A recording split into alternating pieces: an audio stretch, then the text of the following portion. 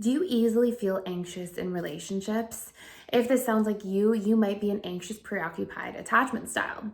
Some of the main reasons anxious, preoccupied attachment style individuals get anxious in relationships are number one, because they have a high need for certainty. Number two, because they have a high need for reassurance and they want to know that their partner is going to stick around. This is also because number three, they have a huge fear of abandonment. And this often is the result of going through childhood, having the experience of either real abandonment or perceived abandonment because perhaps your caregivers were not as present as you needed them to be. An example of this could be you grew up in a home where your caregivers were really loving and available, but they both worked a lot.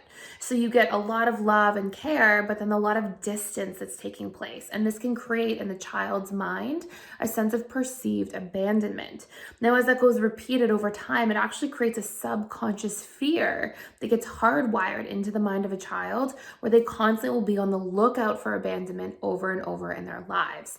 Now, you can only imagine what this would actually feel like if there was a real abandonment or if there were more intensive circumstances where there was perceived abandonment. Perhaps a child being separated from their parents for a period of time if the caregivers were sick or going through a difficult, trying time in their lives. So if this sounds like you, where you have this high need for reassurance, have this high need for certainty, have a big fear around abandonment, please know that when you feel stressed and anxious and afraid in relationships, it's not your fault. It's not you being weak or needy. It's actually a survival response because of past unresolved traumatic events that imprinted your subconscious mind.